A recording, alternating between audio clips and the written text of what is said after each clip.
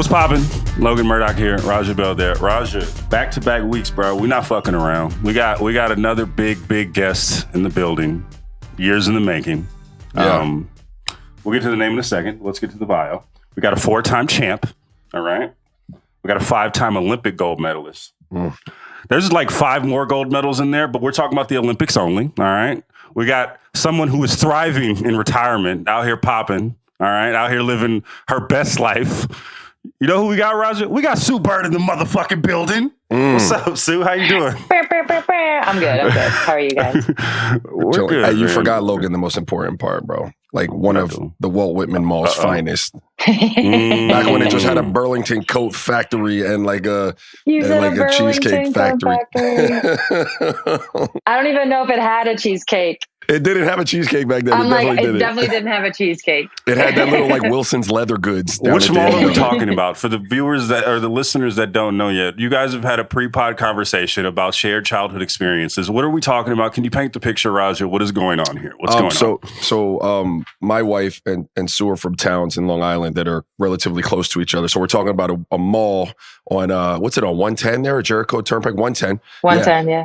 Called Walt Whitman Mall. So shout out. Yeah, it used to be a really small little kind of grimy mall. It's blossomed into this like it's got Apple Store and Bloomingdale's. Like it's blossomed right before our eyes. Yeah, it's doing its thing. For those that don't know, it was like, or for those that do know, I should say, there's Roosevelt Field Mall, which is like, that one is like the one on steroids. That was the one where it's like, if you needed something upscale, you had to take the venture. But if you needed something quick and easy, you just head over to Walt Whitman. There it is. There it is. Okay. All right. Well, that's the podcast, guys. There we go. That's Sue's childhood. There we go. Sue, what's retirement been like for you? Because I've seen the Instagram posts. I've seen just the anecdotal stories from folks we both know. Everyone says that you are living your best life right at this point. Your hair is down. Usually when an athlete retires, it's like, oh man, what am I going to do? What's the next step? Oh man. You have taken the opposite and you have... you seem to have a better time now than you were playing. You're thriving. You're not surviving, you're thriving. Yeah. What is going on in retirement right now, and how are you feeling at this moment? Yeah, I'm feeling pretty good. It doesn't come without moments of like, oh, I miss basketball a little bit, or like, oh, I used to have all this structure, which I was so used to. I miss that a little bit. I miss the purpose a little bit. It doesn't come without that. But yeah, for the most part, I'm just really enjoying being able to make my own schedule, make my own rules. The hair is out. I'm like, why didn't I do this 20 years ago? Maybe more. Just really trying to, I told my agent, I was like, listen, I don't want to hear a word until after the new year. And so in those couple of months, I just tried to really soak it all in, if you will. Yeah, that's cool, man. I remember those days. I took what, 3 years, I think. So I took 3 years with my agent and was like, look, I'm going to play golf. Do not call me. And then I got to a point where everybody kind of gets to where you're like, okay, what's next? And I kind of was, before I came on, I was looking, you've already kind of started that. Like you and Megan started like this production company called The Touch More. Like, could you tell me a little bit about that? Like what was the genesis of it? Well, I feel like I have to start with the fact that I played overseas for a really long time. And then I stopped like 2000, maybe like 15, but I was still playing in the WNBA. And I bring that up to say I had all my off seasons, which is basically from like October to April, to start like, dipping my toe in some water, seeing what I like. So I really tried to do that before I retired because I didn't want to retire and then not have any idea of what to do. You bring up A Touch More, which is the production company, like you said, that Megan and I started. And it's really just kind of with the idea of wanting to like shine that light on stories you don't always hear, right? Like a lot of times, especially in sports, you kind of hear the same stories. And I think we can all agree that what's like put in front of us, that's what people are going to be interested in. So when it comes to women's sports, especially, a lot of times people are like, oh, we don't care. How do you know if you don't even know the stories? Like you're just fed that. So we kind of want to change that up, highlight women, highlight people of color, highlight everything in the umbrella of people that, that are marginalized, that you don't get to hear their stories. And it's not about us. We don't want to be in front of the camera for this. We want to be able to like put out other stories. I mean, let's be honest. Like, I know we're on this podcast. We're about to talk about me. People know people already know about me. They already know about Megan. So it's our way of kind of paying it forward. So what is the first step in doing that, right? Are you talking to people in the business? Like, how are you, plotting this in your head 3 or 4 years ago, right? It's called networking, man. It's called networking, Logan. Okay. Like you use your platform. You go ahead. Come on, man. Sorry, Sue. I like to mess with Logan. Go ahead. Yeah. I can tell. Yeah, this is like a combination of, I'm already a part of Together, which is a whole other, a touch more is like under the Together platform, if you will, but it is like a little bit of a different thing. So it started with Together, just getting involved in that world. Like Raja said, you network, you meet people, you start having conversations. And it's actually we did that Instagram live thing during the pandemic. We ended up calling it a touch more, where it was just us drinking, talking about current events, trying to have fun. We're all stuck in our houses. We remember those days. And what we kind of discovered was like, oh, we kind of like this. Like we like telling stories. For me personally, I really like producing. Like we had, like by the end of the show, we did it for a month and a half or so. By the end, we had like segments. We were on the clock on some things. I'd be like nudging her like, yo, we got to get to segment block B. We got to get to block B. Like we were like putting the show together. And I think that for me personally, again, like lit this fire of like, oh, I like telling stories. I like making things like fit and kind of be cohesive. Maybe the same way you might tell a really good joke, or like you watch a really good comedian, they start over here and you're like, where are they going? All of a sudden they've looped you all the way back and then it hits. Like, I like the idea of that in storytelling. So that really spoke to me. And that was kind of part of, for me personally, again, like why I wanted to get into this.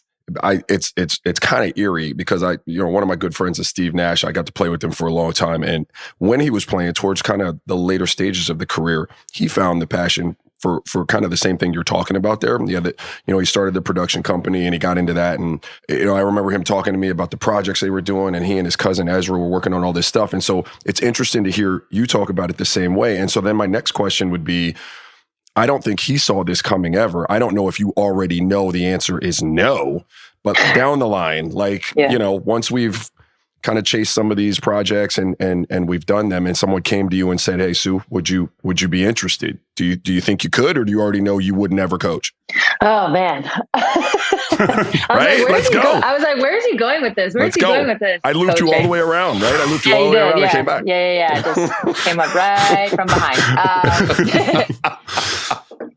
Never say never. It's hard to, okay. Being the point guard that I was, I feel like coaching is this like natural progression. Like I definitely became a coach on the floor, all the like stereotypical things of like, typical point guard. I became that in my later years for sure. So it's hard. It's like never say never. I think the big thing, it's not the coaching itself for me. It's the life. Like, do I really want to live that life? Like the life I just lived, the travel, for coaches, it's like the constant watching film and all those things. Only as a player, that stress I was okay with because I had some control over it. Right. Like I'm out on the floor. You only have control what you have control over, but like you have control of yourself at least. And as a coach, you got none. Yeah. It's just like, you got to just depend on these like 25-year-olds. You're like, are they okay? Do I have to worry about their mental health? Did they just break up with somebody? What's going on in their lives? You got to worry about all these things. And it's like, and that's just one aspect of it. And do I want that stress? Right now, the answer is no. I could dig it. I could dig. Look, I spent a year in the front office, Sue. Like it was, something that I thought I was like, okay, maybe. And I quickly found that out. Like this is torturous. Like there's nothing I can do about any of this. It's a lot. Oof. There were kind of stops and starts with your announcement, right? Mm-hmm. Or like even thinking about your announcement, or every year was what will she or won't she retire? Like when did you know in your heart of hearts when like this is the time to go? This is the time I have to go. Honestly, like a week before I announced. Really? Okay. Yeah. Okay. I definitely thought about it. I was kind of going through the ebbs and flows that you just said, just like everybody else. There was like 2021, the season ends. The crowd kind of chants one more year, which was one of my, outside of winning things, like one of my all-time favorite moments as a professional athlete. And in that moment, I knew I was coming back. So like that was clear. Like in that moment, I was like, all right, I'm probably coming back. But then as the season started in 2022, you're kind of like dealing with the season stuff. And I don't know, it just kind of hit me. We were about to play. We were like a week or two out from playing New York. And that was going to be the final time because we're only going to play them once that season at New York. That's obviously my hometown. So that's kind of what got me thinking, where I was like, wait a minute, like this is most likely my last season. I'm like pretty close to knowing.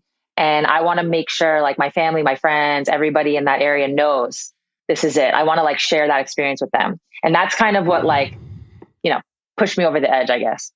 We see like, cause like I'm asking that question because like right now in real time, we're seeing the stop and start with like Tom Brady, right? Where you are, anytime you step away from something you're passionate about, right? You have the damn, like one more year sounds like one more year like sounds good, like because you think about the other side of it, like damn, this has been my whole life's work of like I've been hooping every day of my life for however long you've been doing it.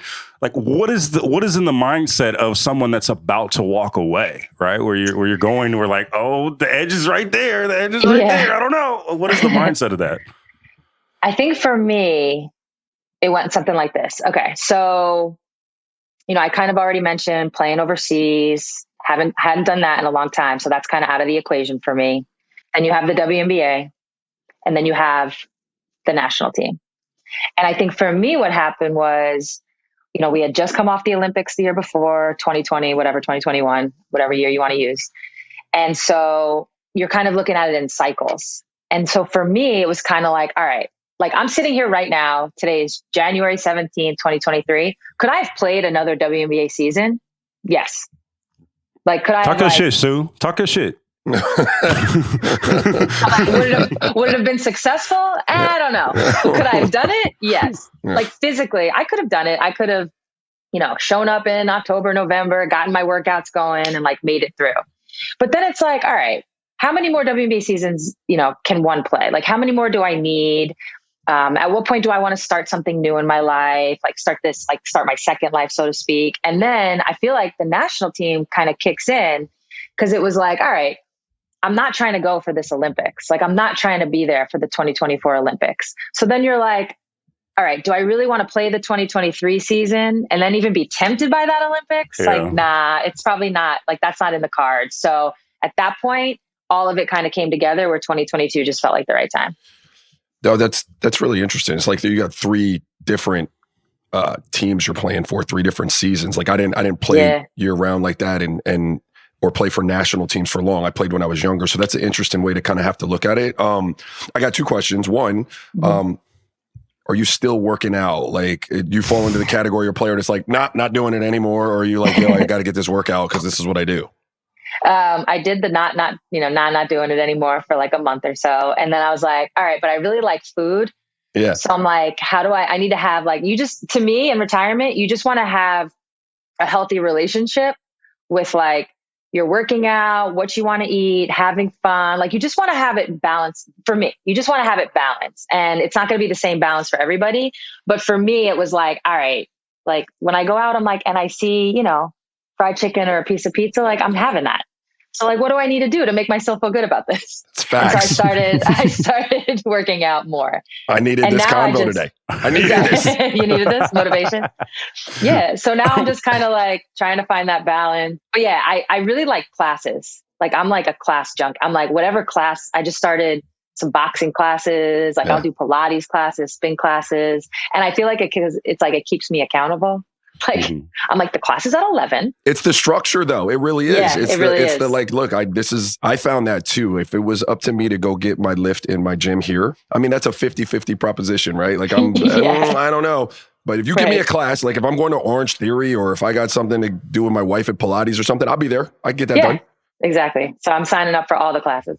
My second question was about your Euro League type of experience playing overseas and all the success you had there. And, I spent a month or so myself before I got to come home and I was just blown away with the culture. I was in Spain playing in the ACB, but the culture and the richness of the basketball fan over, overseas, and especially as it pertains to women's hoops over there. Like can you talk to us a little bit about that and your experiences? How rewarding was it winning over there as much as you did?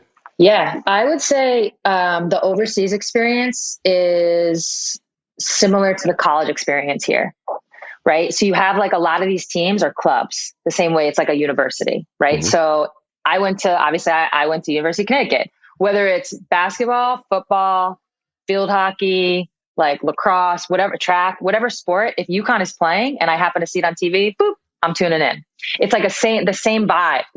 The same vibe as overseas. So if you play against Fenerbahce, right, which are known for having like crazy fans, like that same energy for any sport is going to be for women's basketball. So if they're track fans, they're coming over to the women's basketball side. So you have like that same intensity. So some of those gyms, they're not as big as over here, right? But you'll be playing in an arena that maybe seats like 4,000. It's standing room only. They're chanting the entire time, like noisemakers. It's like, it's crazy in there. The same vibe if you turned on like a Duke UNC game. Right. Like that's the overseas vibe. Not every single game is like that overseas, just like not every single game is like that in college, but like that's the energy of it. So it's hard. Like every EuroLeague game, like I was on a team that was stacked. Like I'm not going to lie. We were, if not favored to win, we were like in the top 2-3 every year for EuroLeague. But no matter what, when we went to, play Bourges in France, probably 2,000 seats, it's packed, the chanting, the whole thing. Like those road games are hard. Some of those EuroLeague wins will go down as like some of my toughest wins because these gyms are like the energy in there is crazy. And that's kind of how I would describe overseas. Sorry, Logan, because I'm in the weeds now. He's in a bag. Sue, he's in a bag right now. He's in a whole bag. I got to know, man. So do they ref it different? Like they do for men, it's completely different. So different. Different. For a while, EuroLeague only had 2 refs instead of 3. So that was like an adjustment. They added a third a couple years after I started, but that was an adjustment. It's like, so they are so strict on traveling when you like first start dribbling. Yeah, the pivot foot, so strict.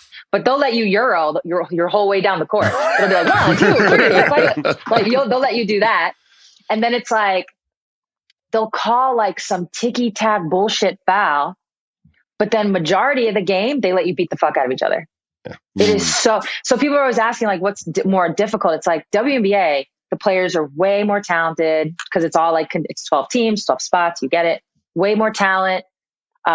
Players are stronger, bigger, faster, but the refs don't let you just like beat the crap out of each other. So overseas is actually more physical.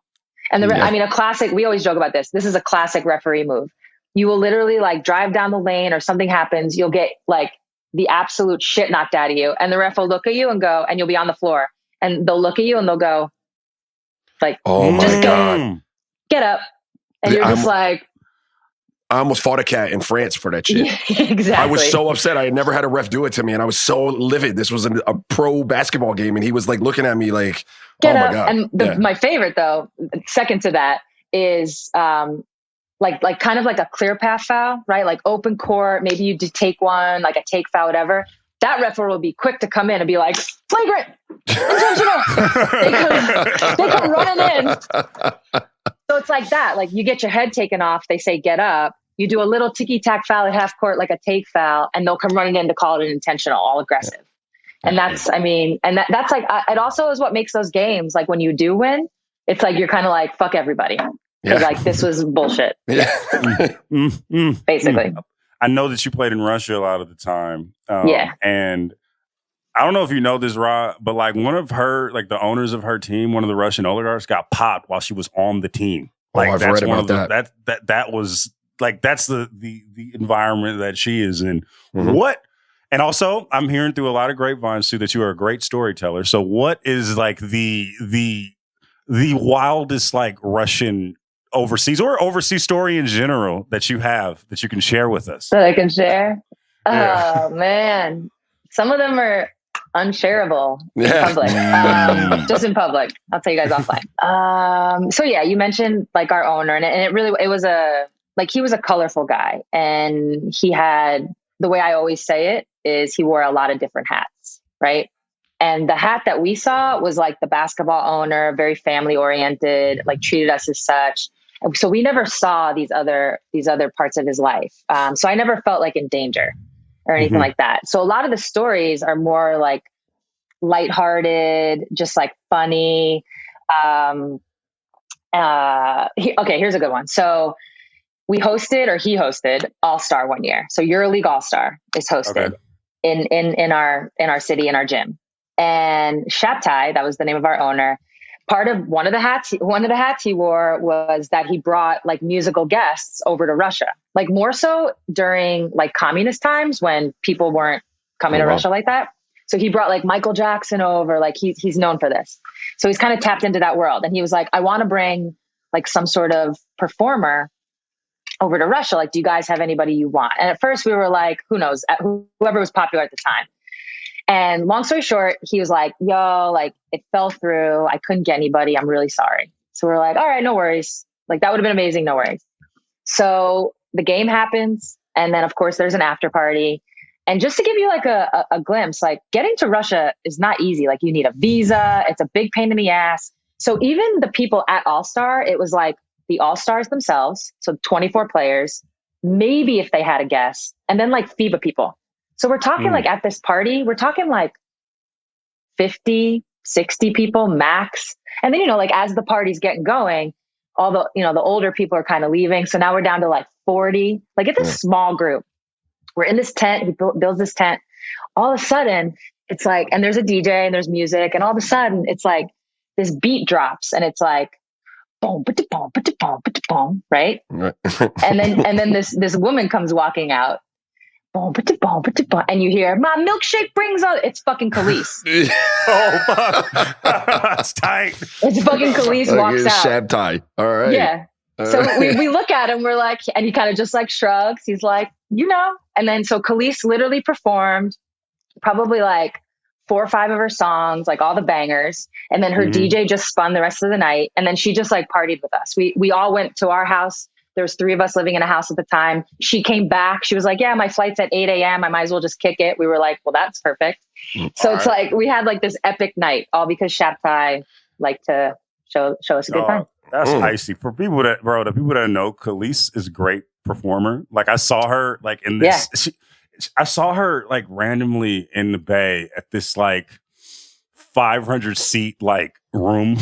And she was amazing. Like I forgot how many hits she had. And she's also a great performer. That's awesome. That seems like a vibe. And then y'all kicked it with her. Yeah. Yeah. It was amazing. And then, obviously I have stories that are just more like crazy Russian stuff. But those are the ones that usually I got to tell offline. Yeah, keep those.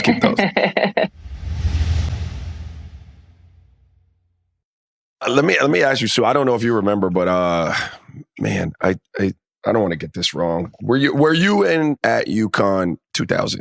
Yeah. 2001. Yeah. So I'm getting this right then. You guys came through to one of our practices at the with the Sixers. Yep. Right at Connecticut, and I was just blown away. Like as I watched, and I remember the kind of interaction with Coach bringing you guys in and stuff, and then watching all of you guys have these crazy careers afterwards. Just how stacked and loaded, some of those UConn teams are. So how cool was it playing at UConn for Gino and the sisterhood that you guys have? Yeah, I mean, you said it is. It's very much like a family. Playing there, it's the type of experience that sets you up as a basketball player. More importantly, as a person. Like even you mentioned I remember going to that practice like vividly and just being able to have experiences like that, whether it's, getting to go to we actually went to your game, I think the next day, you know what I remember about that? I wonder if you remember this. I think it's the same trip because, Coach Auriemma is from Philadelphia. So I feel like every time we went to Philly, he was always trying to show out, but we go to your game and it might be at halftime. So maybe you don't even know this, but like Will Smith was filming a music video there. I don't know that. No, I don't know that. I would have to go in the Google machine to remember what song it was. Yeah.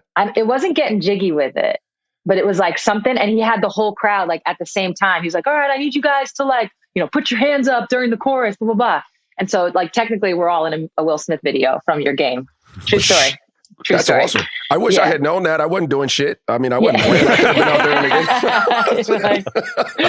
Oh, that's funny. But yeah, like, so, I mean, Coach Auriemma got lucky with the Will Smith experience, but yeah, going to practices like NBA games and practices, even stuff like taking us to really nice restaurants, just like experiences you wouldn't have had without going there. And then of course there's the basketball experience. And like I said, just kind of like helping you build this character or like finding yourself, through adversity, through like the fun stuff, just all of it. Like you really get to see and like get a sense of like who you are. And I think we all have that family connection, not just the ones we played with. Although, like you said, I was on like crazy stacked teams. I still have group chats with all of those people. So it's nice to stay in touch in that way. But even, like a Nicole Wolf, I didn't play with her. But if I saw her right now, it would be like, what's up? Like you feel like family. Even players who are at the school now, if I see them, it's a little weird now. I feel like I'm getting to that point where I'm like super old. Now they almost it's like a little different, but like it's still a connection. Exactly. Yeah. I went from like Sister Sue to like Auntie Sue. Yeah. I'm on my way. I'm being from the West Coast. Like we see UConn, like, we see them like probably once a year, right? With Stanford and stuff like that. Oh, yeah. Stuff. And the propaganda, Raja, when UConn comes to town, it's fucking insane, bro. It is insane. Like there is just an arrogance. You even see like it's ridiculous, right? I talk to Meg sometimes. She even talks about just the UConn arrogance. You wear your sweatsuit every time during March Madness. Like you let everyone you guys know that you guys fucking went to UConn. What is it like to be a UConn alumni and just like you guys stick your chest out in a way that I have not seen like anywhere else in women's college sports, but in college sports in general? What is it like just to be a part of the propaganda machine that is UConn? I can't believe you brought up that sweatsuit. That was like a joke. That was like I don't think that was a joke. I think you do that. I think that's something that you just like, yeah, what is University of Portland? Ain't nobody tripping off of that. I know you do that in the household. I know that's there. I don't mind what comes with it, but we were doing a thing where I was like, oh my God, you have to see my college sweats. They are lit like 8 times too big. Cause that was the style. Yeah. It was more like, you have to see the size of these. But yeah, no, a little bit comes with it. You put them on. It's nice. I'm not going to lie. Like I always say, I'm like, you can't really talk shit to us. Like you just can't. And I get it. I can like totally put myself on the other side and be like, fuck these motherfuckers. They're so annoying. And now that Connecticut hasn't won in like 6 years or something, 6-7 years, the chirping starts to get louder. The haters start to speak up a little more because we haven't won. But at the end of the day, like you really can't say shit. You can't say shit to us. And that's the beauty of it. That's the beauty of it. I would say that the other beauty is, like when you're in the WNBA and you have teammates from other teams, like this isn't a thing. It's more of like a joking, we get to talk trash in these like little occasions, but as players, like we're rarely doing that like in actual real life. And I'm not even being PC right now. I would say like fans, the people like associated with programs, they take it more seriously than I think players do. Like example, like even though I didn't play against Jewel Lloyd in college, like Jewel and I never talk about UConn and Notre Dame. Like Skylar's my Olympic teammate. Like we're not talking about that. Even when I first got in the WNBA, like I had teammates from Tennessee. Like every now and then you might be like, oh, our teams are playing. Want to put a wager on it? But otherwise you're like, nobody's talking about that. So every now and then we talk shit, but honestly, only when people poke us. I just remember like, it was like 2010 and for a night, and I don't think I'll ever forgive y'all for this. See, I wasn't even there and you're saying you weren't. I'm ready to go. I'm locked in. I remember. This is a him problem. This isn't a you. This isn't a you. This is a me problem, bro. This is a me problem because like, I remember it was 2010 when Stanford played. You guys made me a Stanford fan. I was not happy about that. I was really not happy about that. That hurt. That really hurt. Yeah, but that's a choice. That's a choice. That is a very bad choice. Listen, but I know there's another fan base. The Miami Hurricane football team has a similar type of arrogance about them, Logan, although maybe not have achieved as much. I do have a question for you, Sue, because you referenced like they haven't won in a while, and you kind of see it across the landscape of basketball in general, just the level of play because of the access that these kids have to training and real fundamental sound stuff from such a young age. The level of play generally has risen. So, other institutions are coming up with these teams that can compete with Connecticut, who used to consolidate you guys and get all the talent. You know what I mean? And so I was blown away. I have a young, she's kind of my niece, my best friend's daughter. She plays for the Philly Rise. It's the EYBL team. And I went to watch them play in Dallas last year. Oh my God, I was blown away. It was an incredible style of play to watch, the physicality. But when I went to see her play in high school, they reffed it completely different. Like they ref the game completely different. And so I was just interested, where do you think the game is right now as a whole? And why do you think they would high school for boys, I coach, and so they don't ref it completely different. But when I saw the girls play at the high school level, they refed it so intent on taking all the physicality out. It really bothered me as a spectating fan. Yeah. I was like, this is. And then when I saw him play on the EYBL scene, I was like, man, yes, this is what it's about. This is gangster, and I don't think that the high school is really preparing them for that. And I just couldn't understand the disconnect in it, So I don't know. I haven't seen like a lot of high school games. Maybe now that I'm retired. Although I feel like refereeing is coming up a lot. This must be like a defensive guy I'm talking to. Yeah. Oh, me? No, I've never had a problem with a ref suit. Never. It's not even. No, never. Or opposing players at all. Never. Yeah, never. No, yeah. I don't see that at all. Yeah, no, I'll actually I'll pay attention to that. Because I just haven't seen very many. I watch college games. If I catch some AAU games, like I'll check those out. Right. But yeah, mostly it's been like college and beyond. But yeah, I think you're right. Like when I was in college, it was very consolidated. There was like 2, 3, maybe 4 schools that kids would go to. So it was like a lot of UConn, a lot of Tennessee, a lot of Stanford, and then like a little bit of Notre Dame. And obviously they got better and better as it went. A little bit of this, a little bit of that.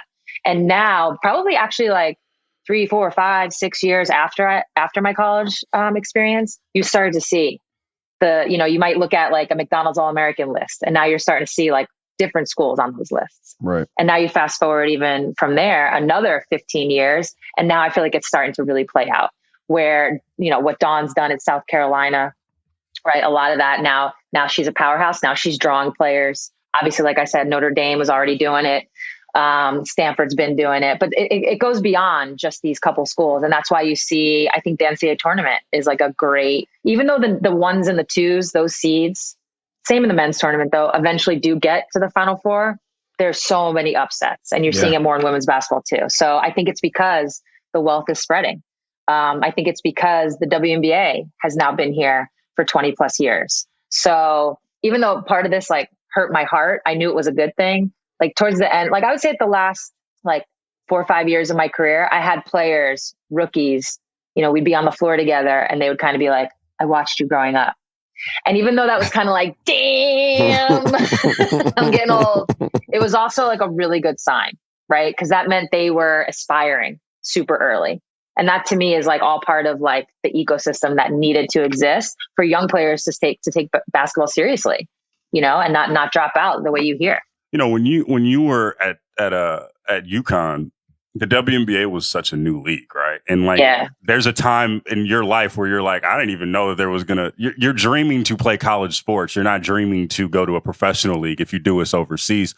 How much of that, like now, these young ladies, they don't know anything other than a pro league in United States right now. Like how much does that help a lot of things where, they have an actual goal to attain, whereas maybe not necessarily, your generation, but like the Lisa Leslie generation, and where they don't even know or Cheryl Miller, right? Where they don't even they don't even dream beyond college.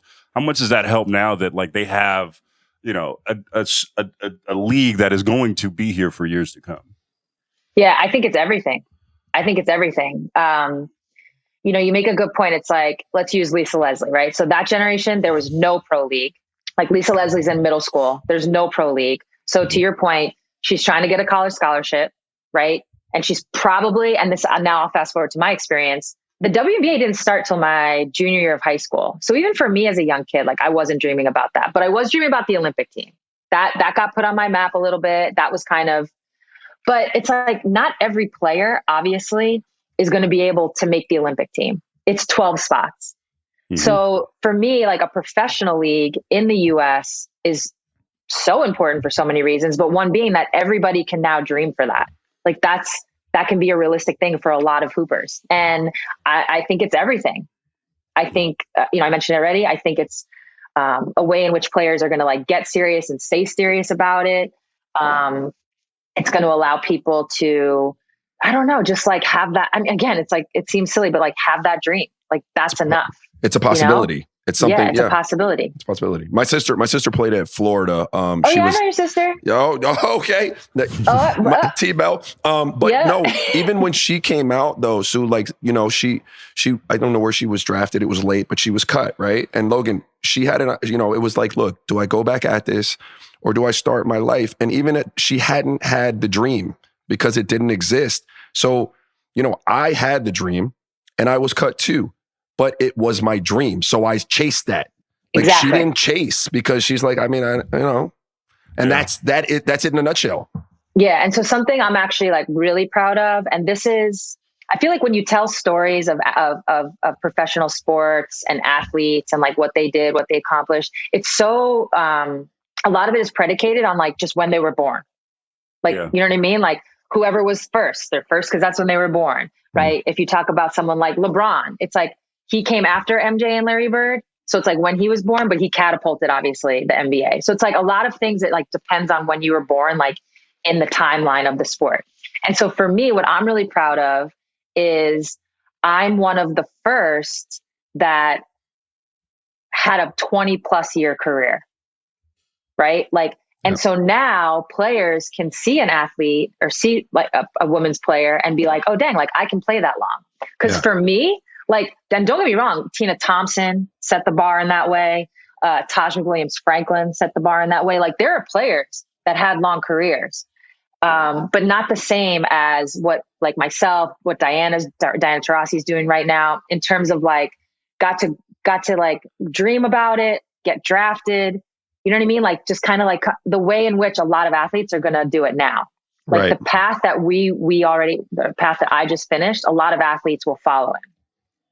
Whereas, you know, if you compare it to like a Cynthia Cooper, she didn't get to play pro for the first like 15 years of her career, only to come back. So it's just like a different thing. And I'm really proud that I get to be one of those players that like, oh no, you can have a 20-year career. Like this can be what it is. Because when I was coming out of college, like how long do you want to play? I don't know. Yeah. Who knows? Right. Yeah. Like somebody has to set that bar. And again, like something I'm proud of is that like I was one of the people that helped set that. Yeah, it's interesting. I'm thinking, so we're approaching WNBA free agency, and one of your teammates or your former teammates now, Brianna Stewart, is like talk of this whole free agency. Yeah, you know where I'm going with this. But she's the talk, and I want to ask because you know, like obviously the Liberty are lingering for her services, right? And that there have been rumors that she's going to go there. Before I get into that part, I do want to know, like. With the WNBA, because we all know in the NBA, everyone's talking about market size, you know. I know you're a Knicks fan. Oh, the Knicks got it. You know, we're gonna figure it out. The Knicks, we're gonna get somebody in free agency. Same with the Lakers, right? And all these things. How much does market size like matter in the WNBA? Like, how much do you guys look into that and be like, oh, I'm going to try? And I know, you know, the CBA is different now, and it kind of gives a little bit more wiggle room to leave. But like, how much is it like, yo, I'm gonna get my homegirl here, I'm gonna get my homegirl here, and we're gonna get a super team popping? Like, or how much is that? How much does that matter now? Or how much is that going to matter in the future? Like, how much is it? Where are we going to that as a league right now? What are your thoughts on that? Yeah, I think we are. I think for a long time there wasn't enough money. The rules were set up in a way where there wasn't a lot of movement to be had. Like we have this core. It's kind of similar to like a franchise player tag. So we have like a core. So if you got core, I mean, people were getting cored like 3, 4, 5, 6 times in their career, taking away all opportunity to leave even if they wanted to. That has changed. So a lot of the rules have changed. Like I said, the money. So now it's set up in a way where you can consider things like market and market size and eyeballs. Like you can start to consider those things. Whereas before, it's like it wasn't really a player. Like there was nothing to be gained by going. Like whether you were in New York or Indiana, it didn't really matter. Now it matters. Now it's a thing. Obviously, social media makes it matter a little less in that no matter where you are, you're going to get love, you're going to get coverage. But yeah, New York is New York. LA is LA. Like this is life. This is what it is. This is every profession. Yep. This is, you know, and now I think because, like I said, the rules have changed, it's starting to become a player and people start to talk about it. The interesting thing is like maybe different from men's basketball. Because we play overseas together so much, we're around a lot of different players a lot. with a lot of downtime. And I always think like that's where super teams are going to get formed. Yeah. Mm-hmm. Or, and this is similar to, because like one of my favorite things is like a fun little fact.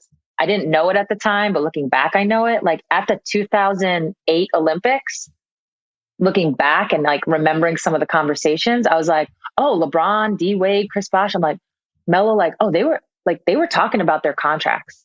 They were talking about, oh, if we opt out now, we'll Are be you free saying there's agents at the tampering same in the time. NBA right now? Come on. No, they were just having casual conversations.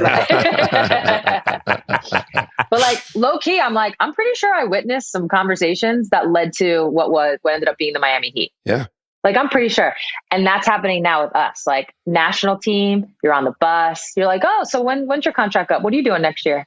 Oh, like, where do you think like, what coach do you want to play for? Like, oh, what kind of, and I think we are going to see it more and more just because those conversations are now happening. I mean, D and I joke about it.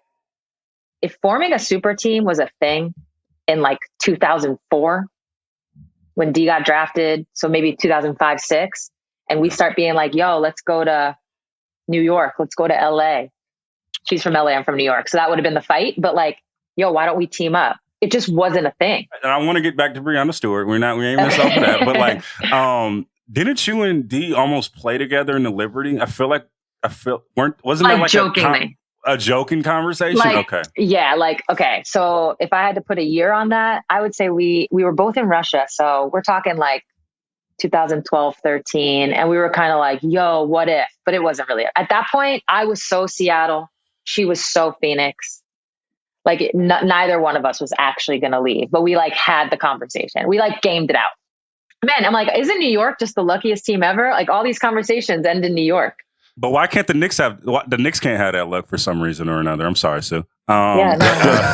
But with Breanna, right? Like it seems like this was something that, like, I mean, I don't know if she's going to leave. Everything indications it seems like she's probably going to, but we'll see. What, in your mind, what got to the point where that's even a conversation, right? Like where for her specifically, and like, where do you got like? Because I just feel like. I watched you guys in Vegas. It was your last regular season game. And I'm like, okay. Breanna Stewart is the Seattle Storm. What the hell is going on? In your eyes, how have we even gotten to this point of where she's probably going to leave? TBD. TBD. Slow down. Okay, sorry. No, I'm just playing. I feel like a lot of sports leagues, like different players are going to have different like priorities in something like free agency. And because the WNBA, when you're Breanna Stewart and a player like Breanna Stewart, it's not like the Seattle Star. So we kind of have our version of like the bird rights ish, like meaning the Seattle currently can pay Stewie more than New York can, unless she did a sign and trade. But the money is like, the margin is like, I don't know, $20,000, $30,000. So it's not millions. And so right out the gate, money's not a player. Why? Because Stewie goes overseas, because Stewie has marketing deals that are paying her far more than her WNBA salary. So money's not a player in this, right? I always say it's like, remember what happened with like ISO Joe Johnson when he left Phoenix? I'm sure. Yeah, that sucked. Exactly. But what happened? He just got offered so much money. Right. It was like, what are you going to do? Blew him out of the water. Yeah. Right. Yeah. That's not specific. That's not like apples to Stewie, but like that's not happening. So Stewie can now look at other things, and New York is New York. She's from Syracuse, which obviously is not New York City, but it makes a difference. It's closer. Her wife is from Spain. It's closer. Like she has a family now, like things, you start to, your priorities and like what you need from a team start to shift and change because money is not the only thing at play. If Seattle could offer Stewie $5 million more than New York, I think we're having a different conversation. Right. What's it like for you to see, right, where, man, you want to see your franchise, after you're gone, kind of. Yeah, I guess in the perfect world will be like you're trying to pass the baton to Stewie, like, yo, this is you, yeah. And like you go for 10 more years and you go do that, right? Like, what is that like for you to see? Like, damn, now it's gonna be like, if this happens, it's gonna be a huge rebuild. Yeah. No, I mean, listen, when we drafted Jewel and we drafted Stewie, that was like, I wasn't even thinking championships. We were already in a rebuild. I was thinking like I want to set these two up to take this franchise, like you just said, at that point, probably like another 15, 20 years. They were babies, you know? So of course, like I'm Seattle Storm till I die. So of course there's some sadness there if Stewie were to leave. She's also like a close friend, and I want her, it's like she has to live this life. So she needs to be happy in it. So that's kind of where like I personally land with it. But yeah, if I just look at it from a Seattle Storm kind of with my Seattle Storm goggles on, if you will, like, yeah, it's going to be tough. I mean, we still have Jewel. We still have a lot of talent. But it's tough without the Breanna Stewart of the world. Do you feel that way because you're retired now? Like if you're playing next year, you'd be like, "Yo, what the fuck?" Oh, if I'm playing next year, she's staying. I'm like, okay, all right. Or not. Okay, yeah, like, or I'm not playing. Okay, all right. Because now you're all vibes, like, yeah, it's great, you go. Exactly. Oh no, yeah. I was like, literally, like, if I'm playing, it's because she's there. I mean, it's basically why I stayed in when we drafted her. I was a free agent that year, and then we got the number 1 pick. I was like, okay, I'm in. I was like, we're gonna be all right. Can I just say real quick, like Seattle, it was one of the biggest, like, it wasn't a regret. I had nothing to do with it, but it was one of the things that made me sad in my NBA career. I loved going to Seattle. Yeah. I mean, Oklahoma City is great too, but Seattle as a town, as a fan base, as a building to play in, like, yeah. Let's be real, Raja. Oklahoma City can't fuck with Seattle. I would choose Seattle as a city and as a place to visit and all of that. But Oklahoma City has some really good fans too.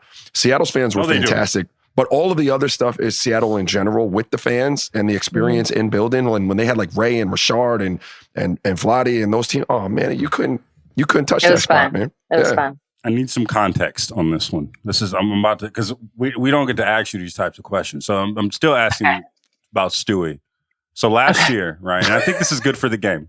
No, I'm still here. Okay. I'm still here. I think this is great for the game because now we're starting to get into especially it started last offseason, it's starting like back into this offseason. The WNBA rumor mill is like very amazing. It's tight. It is. Like now, for instance, Candace Parker might be coming back to the Sparks and I might cry, because it's been tough sledding. But like last year with Stewie, like, they were like, you could just see that she was like kicking the tires on New York, right? She was just kicking the tires. Like, she took a meeting. Right? Yeah. She took a meeting, right? As her teammate, I need context on this. How did that go down? And what were the conversations with y'all like? What did you were like, yo, what's up? Like, I'm only going to stay one more year. What's popping, Brie? Yeah, you can do that next.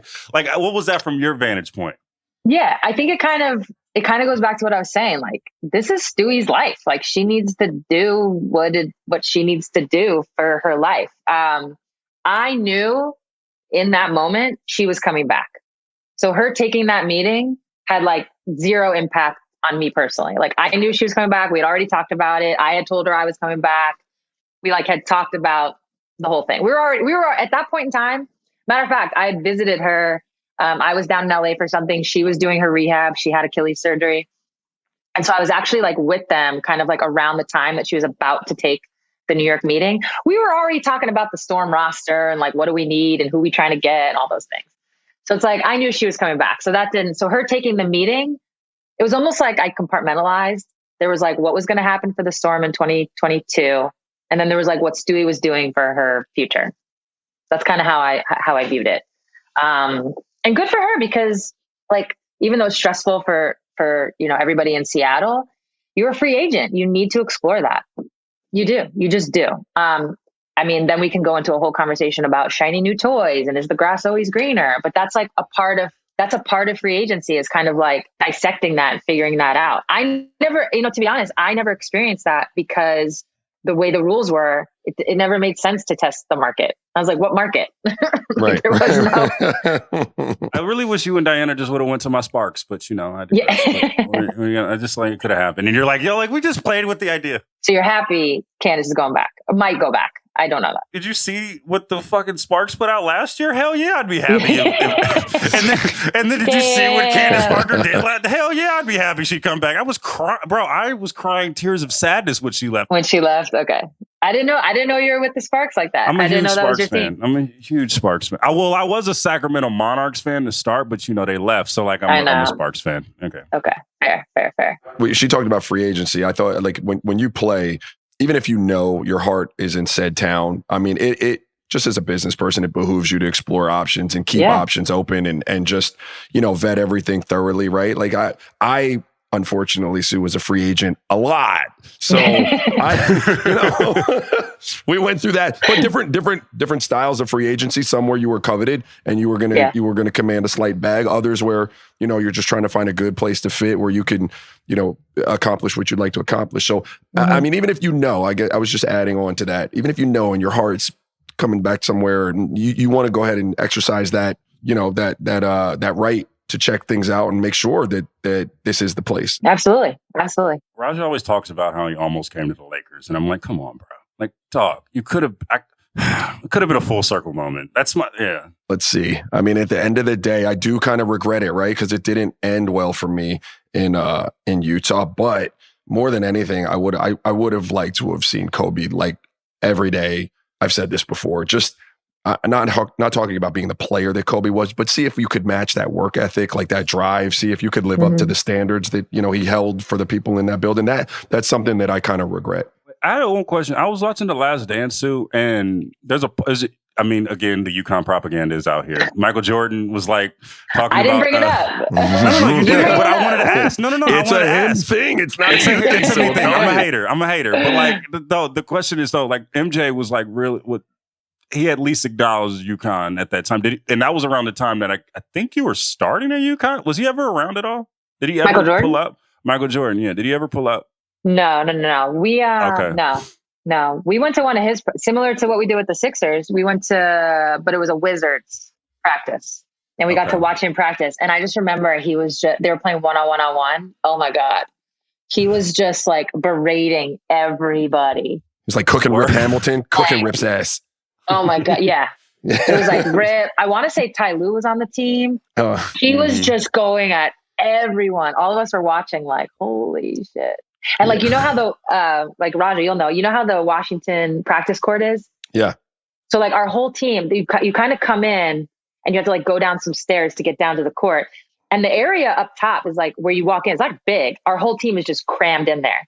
All of us trying to get to like the front, like all of us trying to get to the pole at the front to like watch this one-on-one. It was brutal. I'm going to take it back about hearing conversations when she was with the national team that, years later, you reflect on those. What was the relationship like between the two national teams because it sounds like you guys were pretty close, right? If you're close enough to be hearing those conversations, like what was that like? What was the support and the family type of environment like? Yeah, no, it was great. It was great. I think some of it is that, not some of it, a lot of it is that you're in these foreign countries. We're staying either in like a hotel or in some cases on a boat. That's a whole other thing. And it's kind of just us. Like we're all we really have, like both your team and then the men's team. And they always did a great job. USA Basketball, Nike always did a great job of setting up like a lounge for us where it was like players only. Like you really weren't even supposed to bring in, like if somebody had like a partner with them, whatever, a family member, you really weren't even supposed to bring anybody in there. It was just players. And so it was like kind of like a safe place for us to just go, whether it's like listen to music, play cards, like whatever it was, just to like kick it. And so you get to know each other. And then, for me, I get to like eavesdrop on contract conversations. What is the game of choice? WNBA card games. Card game. It's not. There's not as many card games happening as in the NBA. But my first couple years on the national team, like my first 4 years, like Dawn Staley, Lisa Leslie, Cheryl Swoops, those three, it was like every day on the back of the bus. Practice could be like 1 minute away, and they were going to get a game in, and it was Tonk. Oh yeah, that's OG. That Tonk. Yeah. All right. Yeah. What's up? I saw Brittany Griner yesterday at the MLK parade. I didn't see. I saw. I know. I was like, oh, you saw her? I wasn't there. No, I was not there. Okay. I saw footage. You guys share an agent. Like, how is she doing? Like, what's going on that end? Have you talked to her? How's she doing? I know she's thinking about playing this season, which would be some G shit. But how are her spirits? Yeah, I haven't personally talked to her, but obviously, I'm friends with a lot of people in the Phoenix Mercury. We do share an agent. From what I've heard and understand, like she's doing well. And I think, again, I haven't talked to her like personally, but I feel like she's doing well in that she's so thankful. Her gratitude is like through the roof. She's home. She's with her wife, her family, her friends, her this or that. So it's like, of course she's doing well. Do I know like in the depths of her soul how she's doing? No. And I think like time will show that for her. But from what I understand, like she's doing well. I think she is going to play this summer and wants to play this summer. From what I've heard, that means like she is starting to work out. She played golf with a friend of mine recently. Like, I do think she's trying to like, I do think she's like trying to, listen, she probably feels like she has a new lease on life. That's me talking, but how could you not, Right. you know, especially with what you just experienced. So like I said, not from my personal information, but from what I've kind of gathered, it seems like she's doing pretty well. Are you a golfer, Sue? I'm not. I do like Topgolf. I can drive and I can putt. My mid-range it's like opposite of my basketball career. My mid-range is sus. There was a time where golf just swept, like some people were playing, and then it just swept the NBA where like everybody is golfing. I heard you reference golf, so I was wondering if there was. Not yet. People tell me I will. We'll see. Wait, what's the WNBA hobby of choice though? I don't know what the WNBA hobby of choice is. That's a good question. I don't know. I know what the 41-year-old, or I'm 42 now, the 42-year-old, that was like, what's the best restaurant I can go to? On this it's road jet trip? shedding to Paris to see Kendrick Lamar is what that is. Yeah, Amsterdam. Close. Amsterdam. Excuse me. Exactly. That's what it is. Yeah. I mean, it probably is like, honestly, it's like TikTok videos or some shit. I don't know what it is now. Before we get you out of here, this is going on a Thursday episode, so you know what that means, Ra. We got our real one of the week, where we shout out a person, entity, and organization that just won the week for us. It's early. We're recording this on a Tuesday, but fuck it. That's what we do. We're going to do a real one of the week. I'm going to go first, go with Rod, then we're going to end with Sue. My first one, and it pains me to say this, but, you know, he played his ass off. Dak Prescott of the Dallas Cowboys. He beat the GOAT. I mean, and he played really well. There was a lot of people, like Steve Young was on his head pregame, like, I don't know if he's going to make the right decisions. And he's like, I thought he was a mid-tier quarterback, by the way Steve Young was talking about him. But he came down and he made all the right throws and he beat the GOAT, man. And the Cowboys are coming to San Francisco. And it's a great game from him. So shout out to Dak Prescott. That's my real one of the week. Who's your real one of the week, Ra? I'm going to stay in the NFL. I'm going to stay with the quarterbacks, too. I'm going to go with the New York Giants, Danny Dimes. Yeah, I don't know. Listen, I'm a New York Giant fan. No, you stole mine. I was going to be like, the Giants. Bad. The Giants won a playoff game. Let's go. Let's go. We'll share it then. Like, I'm going to go. Like Danny died. Look, man, they did not pick up his 5th-year option. I don't even know where I stand on like whether he is the long-term answer as a franchise guy or not. I'm not getting in the weeds with that, but he balled the hell out, man. He probably made himself a lot of money in the process with that playoff performance. And the Giants, I mean, how long has it been? Long time.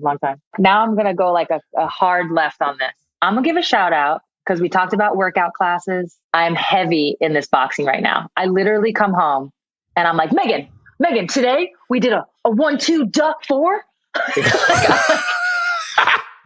She's literally like, are you more energetic than Meg now? Probably. She's like, I'm like, why are you so tired? All these workouts, why are you so tired? No. So I'm going to shout out to, it's based in Seattle. It's called Rowdy Box. They're hooking it up. There it is. Sue, thanks so much for coming on. I think I can speak for Rob. I think she's made friend of the show status, right? Oh yeah, she's friend of the show for sure, right? This was all right. So that means you have an open invitation to come anytime. So pull up anytime. Just pull up on the Zoom. Next week I'll come with Bad Boy. Okay, so she's wearing a Death Row Records shirt right now, and I don't know how to feel about it. Like a native of Oakland, I'm loving it, but like I just don't know. I feel like she's like I don't know if she's an op right now. Where she should be wearing a Bad Boy. Can I add something real quick? Like lightweight. I know this is. I mean, we're really long right now. I don't remember what World Cup it was, right? But I remember watching and being like, yo, who's that? Before she blew up, before Megan blew up. No, real talk. And I was sitting there. I'd be like, yo, who is that? I like her. She's tough. And everybody's like, oh, well, you know, this one and that one. And I'm like, nah, I swear to God. I'd be like, that one. Yeah. She likes the smoke. Yeah. And You know who she get down. Yeah. You know who else was like that one? Sue Bird. She was like, yeah, I like that one.